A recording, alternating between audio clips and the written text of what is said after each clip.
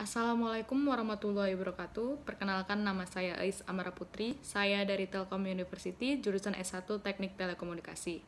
Dengan nomor induk mahasiswa 1101119420. Di sini saya akan melaksanakan tugas matematika diskrit dengan menampilkan video tutorial algoritma Dijkstra dan juga tutorial algoritma prim.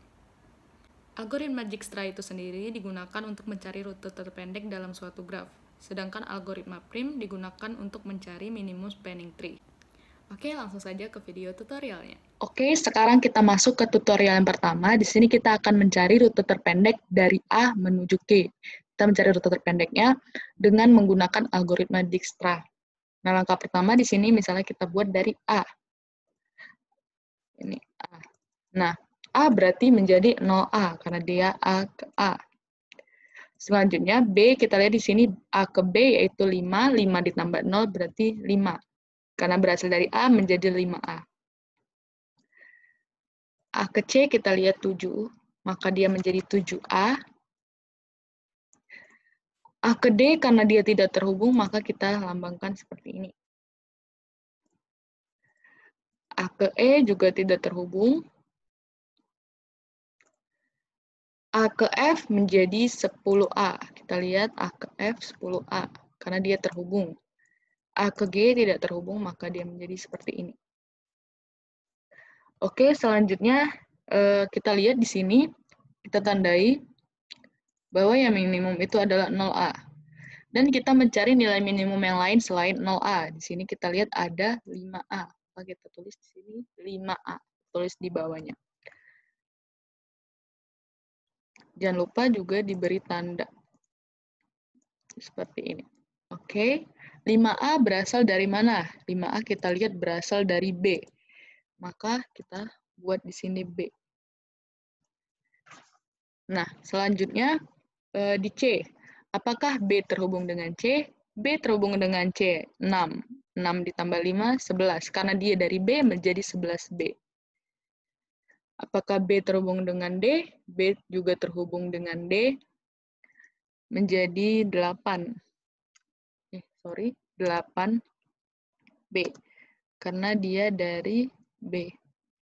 Apakah terhubung dengan E? Tidak, maka dibuat juga lambang seperti ini.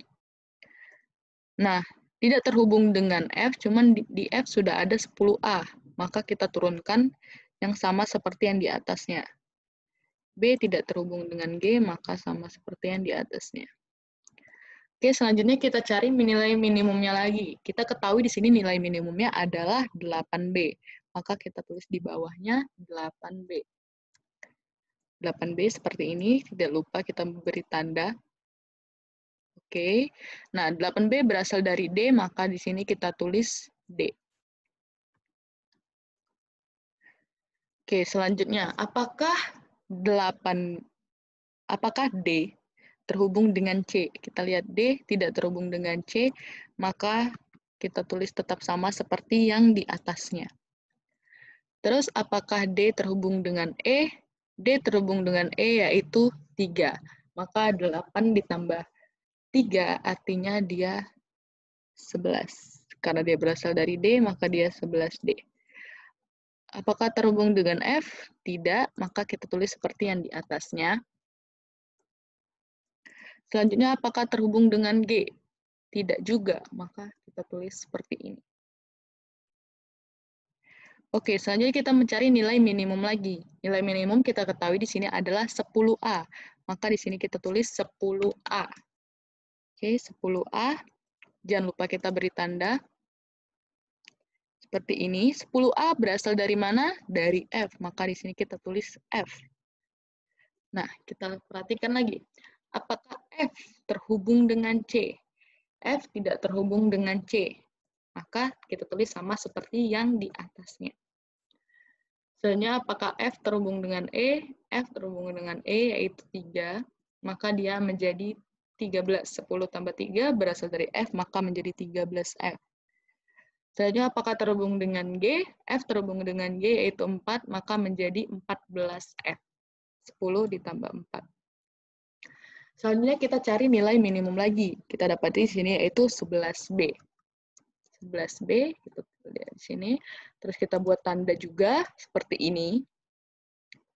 Nah, 11B berasal dari C, maka di sini kita tulis C. Oke. Nah, apakah C terhubung dengan E? C terhubung dengan E? Ya, C terhubung dengan E, maka 11 ditambah 4. Jadi hasilnya adalah 15. Karena berasal dari C, maka 15C. Apakah C terhubung dengan G? C tidak terhubung dengan G ya, maka dia sama seperti yang di atasnya, 14F. Kita cari nilai minimumnya lagi, kita dapati nilai minimumnya adalah 14F. Jangan lupa kita beri kotak 14F. Maka kita lihat 14F berasal dari G.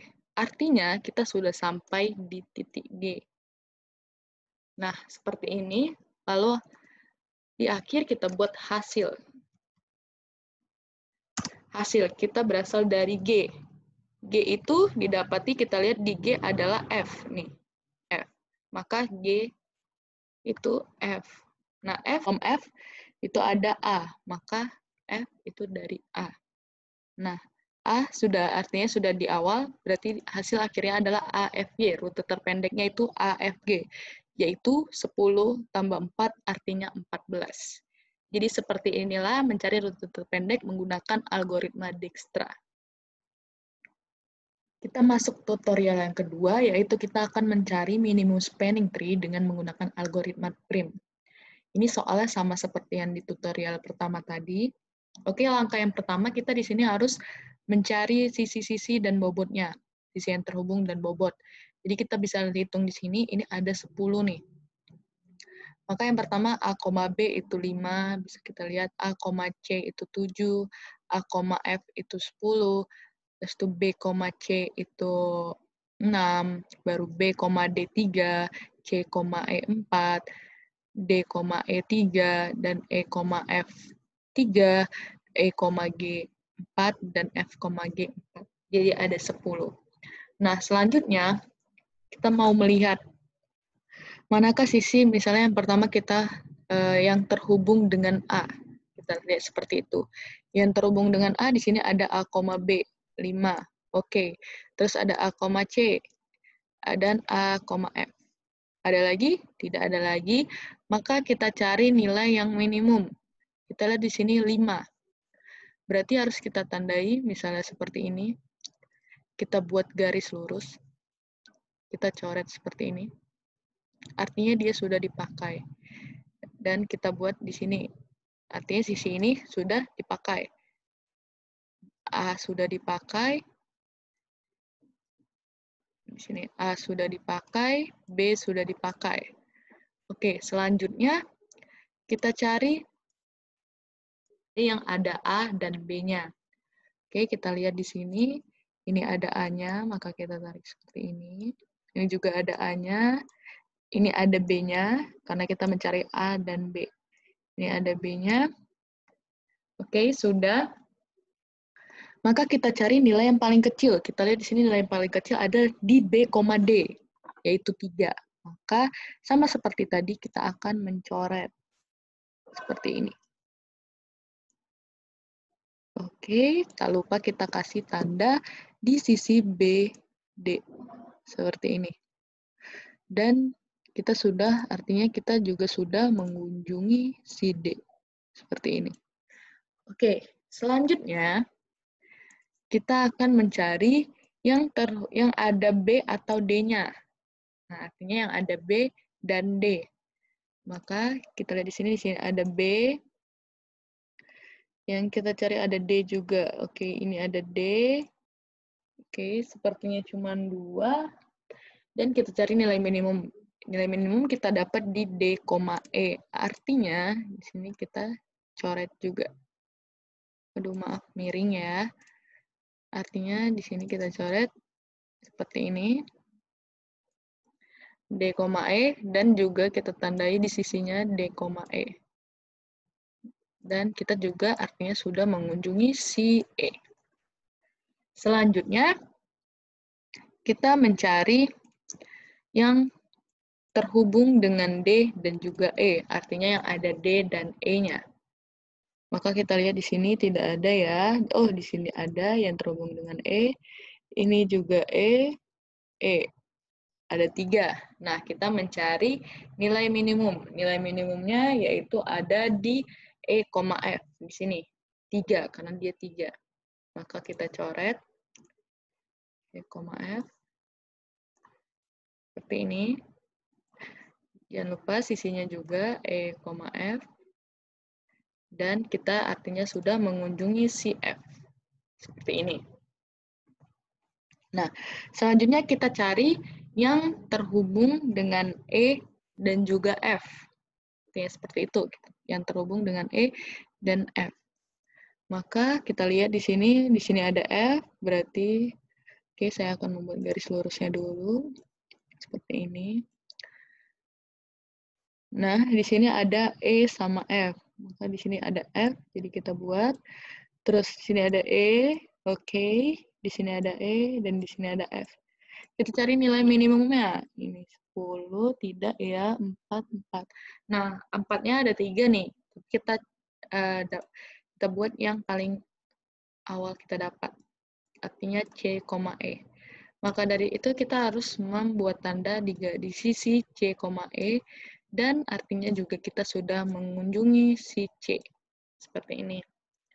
Nah, selanjutnya kita mencari yang terhubung. Kita mencari yang terhubung dengan si C dan E. Oke, si C dan E. Apakah di sini? Oke, di sini ada C. Oh, maaf, di sini ada C. Di sini juga ada C. Dan di sini ada E. Di sini, oke. Ada 7, 6, dan 4. Maka kita dapat yang kita coret adalah si 4 ya. E, G. Oke, E, G. Maka kita juga mencari sisi E, G dan D dan G, artinya kita sudah mengunjungi G.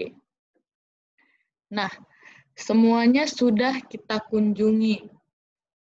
Artinya kita sudah sampai di G. Oke, berarti ini dia hasilnya minimum spanning tree-nya.